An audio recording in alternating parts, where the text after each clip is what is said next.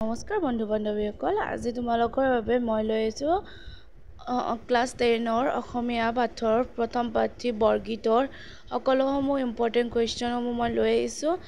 আশা কৰোঁ তোমালোকে ভিডিঅ'টো সম্পূৰ্ণ চাবা আৰু যোনসকলে প্ৰথমবাৰৰ বাবে আহিছা চেনেলটোত ছাবস্ক্ৰাইব কৰি দিবা। ব'লা তেন্তে ভিডিঅ'টো আৰম্ভ কৰোঁ। তোমালোকে ফাৰ্ষ্ট কুৱেশ্যনটো আছে 1 নম্বৰটোত আছে কত চাবা নেৰিবা বান্ধৱ মোক জীৱনে মৰণে। কবিয়ে জীৱনে মৰণে নেৰিবৰ বাবে কাক অনুৰোধ কৰিছে? এনচাৰটো হ'ব কবিয়ে জীৱনে মৰণে নেৰিবৰ বাবে হৰিক অৰ্থাৎ ভগৱানক অনুৰোধ কৰিছে। তাৰপাছত নেক্সট কুৱেশ্যনটো চাবা সনক সনন্দ যোগী যাহাকো ধিয়াই। সনক সনন্দ আদি যোগীসকলে কাক ধ্যান কৰে বুলি কৈছে? তোমালোকে এনচাৰত লিখিবা সনক সনন্দ আদি যোগীসকলে ভগৱান শ্ৰীকৃষ্ণক ধ্যান কৰে বুলি কৈছে। তাৰপাছত নেক্সট কুৱেশ্যনটো চাবা কবি কিহত আতুৰ হোৱা বুলি কৈছে? এনচাৰত লিখিবা কবিয়ে সাংসাৰিক দুখত আতুৰ হোৱা বুলি কৈছে। হ'ব। তাৰপিছত কুৱেশ্যনটো লিখিবা বৰগীতটি কোনে ৰচনা কৰা? ইয়াৰ এনচাৰটো লিখিবা বৰগীতটি শ্ৰী শ্ৰী মাধৱদেৱৰ দ্বাৰা ৰচনা কৰা। হ'ব। তাৰপিছত লিখিবা বৰগীত কি ৰাগত বন্ধা আছে? তোমালোকে এনচাৰত লিখিবা বৰগীত বসন্ত ৰাগত বন্ধা আছে। হ'ব। তাৰপিছত নেক্সট কুৱেশ্যনটো লিখিবা কবিয়ে বান্ধৱ বুলি কাক সম্বোধন কৰিছে? এনচাৰত লিখিবা কবিয়ে বান্ধৱ বুলি হৰিক সম্বোধন কৰিছে। তাৰপিছত নেক্সট কুৱেশ্যনটো চাবা মৌপাশ মানে কি? এনচাৰত লিখিবা মৌপাশ মানে হৈছে মায়াৰ বান্ধোন। হ'ব।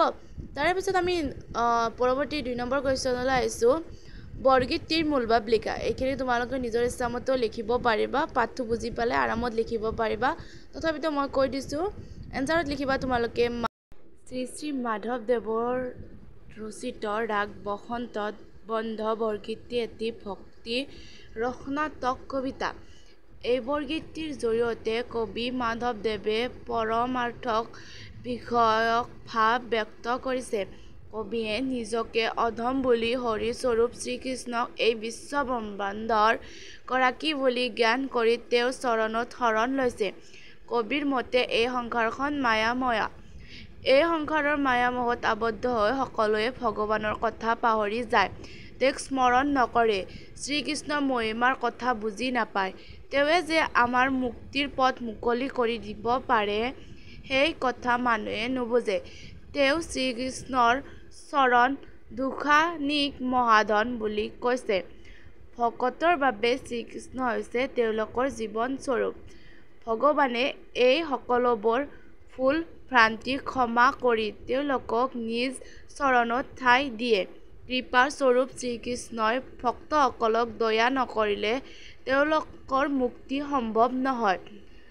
ভগৱানৰ শ্ৰীকৃষ্ণৰ ওচৰত অতিকৈ কাকতৰ হৈ শৰণ লোৱাৰ বাহিৰে ভক্তৰ অন্য কোনো উপায় নাই। তাৰমানে কুৱেশ্যনটোত কি ক'ব বিচাৰিছে তোমালোকে নিশ্চয় বুজি পাইছা যে ভগৱানে আমাৰ একমাত্ৰ জীৱন স্বৰূপ, তথাপি মানুহে ভগৱানক অজ্ঞান কৰে সেইখিনি কথাই ইয়াত কৈছে আৰু পাঠটোতো সেইখিনি আছে। তোমালোকে নিজৰ ইচ্ছামতে লিখিব পাৰিবা, বুজিলে তোমালোকে লিখিলে লিখি ল'বা। হ'ব। তাৰপিছত নেক্সট কুৱেশ্যনটো আছে বৰগীতটিৰ ৰচকৰ চমু পৰিচয় দিয়া। এইটো তোমালোকৰ মূলভাৱত বা তোমালোকে যদি জানা ন শ্ৰী শ্ৰী মাধৱদেৱৰ বিষয়ে নিজাকৈও লিখিব পাৰিবা। আৰু তো ইয়াৰ এনচাৰটো চাবা বৰগীতৰ ৰচক হ'ল শ্ৰীমন্ত শংকৰদেৱ। প্ৰিয়তম শিষ্য মহাপুৰুষ শ্ৰী শ্ৰী মাধৱদেৱ। কবি মাধৱদেৱৰ জন্ম লখিমপুৰ জিলাৰ লেতুক পুখুৰীত 1489 চনত জন্ম হয়। তেওঁৰ পিতৃ গোবিন্দগিৰি ভূঞা আৰু মাতৃ মনোৰমা আছিল।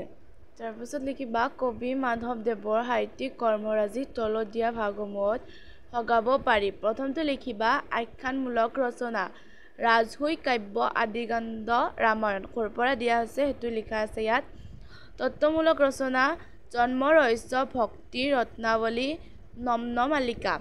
তাৰপিছত লিখিবা নাট অৰ্জুন ভজন আৰু দধিমথন। এইটো এটা ইম্পৰ্টেণ্ট কুৱেশ্যন হয় নাটটো, তো তোমালোকে চাবা। তাৰপিছত আছে ঝুমুৰা। ঝুমুৰাটো হ'ব চোৰ ধৰা পিম্পৰা গুচোৱা ভূমি লেটোৱা ভোজন বিহাৰ। আৰু তাৰপিছতে লিখিবা নামঘোষা হ'ল কবি মাধৱদেৱৰ সাহিত্যিক জীৱনৰ কীৰ্তিস্তম্ভ। ইয়াত 1000টা ঘোষা থকাৰ বাবে এইখনক হেজাৰী ঘোষা বোলা হয়। মাধৱদেৱৰ বৰগীতৰ সংখ্যা হ'ল 157টা। মাধৱদেৱে বৰগীতটো ৰচনা কৰিছে। তাৰপিছত নেক্সট কুৱেশ্যনটো আছে ব্যাখ্যা কৰা।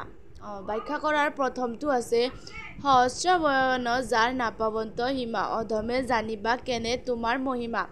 তো এইখিনি লিখিবা, এনচাৰত লিখিবা প্ৰসংগত উক্ত কবিতাফাঁকি আমাৰ পাঠ্যপুথিত অন্তৰ্গত শ্ৰী শ্ৰী মাধৱদেৱৰ বিৰচিত বৰগীত নামৰ পাঠিৰ পৰা উদ্ধৃত কৰা হৈছে বা তুলি দিয়া হৈছে। তোমালোকে যেনেকৈ লিখা। পিছত পেৰেগ্ৰাফটো চেঞ্জ কৰি সংগতিটো লিখিবা উক্ত কবিতাফাঁকি হৰিৰ মহিমা বৰ্ণনা কৰিবলৈ গৈ কবিয়ে মাধৱদেৱে কবিতাফাঁকি বৰ্ণনা কৰিছে। তাৰপিছত ব্যাখ্যাখিনি লিখিবা ভগৱান হ'ল সমগ্ৰ জগতৰ সৃষ্টিকৰ্তা। তেওঁৰ দ্বাৰা সমগ্ৰ জগত প্ৰতিপালিত হৈ আছে। ভগৱানৰ মহিমা অপাৰ।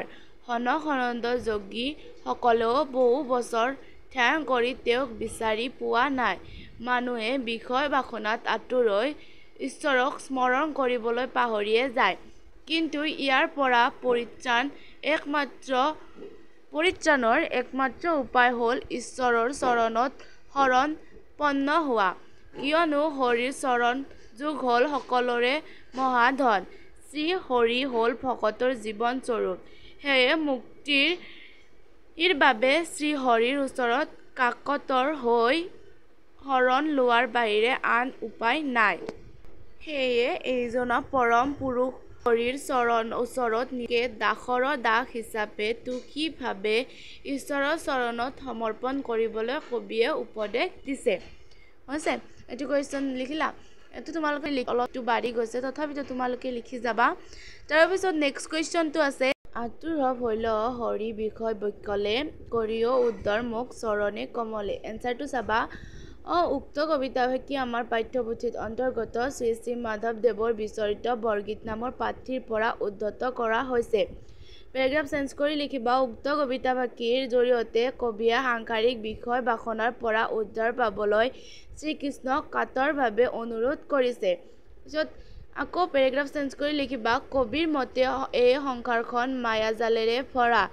এই সংসাৰৰ মায়ামোহত আবদ্ধ হৈ সকলোৱে ভগৱানৰ কথা পাহৰি যায়, তেওঁক স্মৰণ নকৰে, শ্ৰীকৃষ্ণৰ মহিমাৰ কথা বুজি নেপায়। আমাৰ মুক্তিৰ পথ মুকলি কৰি দিব পাৰে এই কথাৰ পৰাও সম্পূৰ্ণ অজ্ঞাত। কবিয়ে এই কথা বুজিব পাৰি ভগৱান শ্ৰীকৃষ্ণৰ চৰণত কমলত হাতযোৰ কৰি প্ৰাৰ্থনা জীৱন। এনচাৰত লিখিবা। তো এইখিনি একেলগে তোমালোকে লিখি ল'বা, মই বাকীখিনি কৈছোঁ। সংগতিটো লিখিবা ভকতৰ বাবে ভগৱানৰ দুই চৰণে মহাধনে নিজ ভকতৰ বাবে জীৱনস্বৰূপ বুলি মহাপুৰুষ জনাই পদ্যফাঁকি অৱতাৰণা কৰিছে। হ'ব। তাৰপিছত আৰু পেৰেগ্ৰাফ চেঞ্জ কৰি লিখিবা ভগৱানৰ একান্ত ভক্ত মহাপুৰুষ মাধৱদেৱে ভগৱত মায়া মোহৰ বন্ধনৰ পৰা মুক্তি জনাৰ পৰা উদ্ধাৰ পাবলৈ হ'লে ভগৱানৰ কৃপা লাভ কৰিব লাগিব।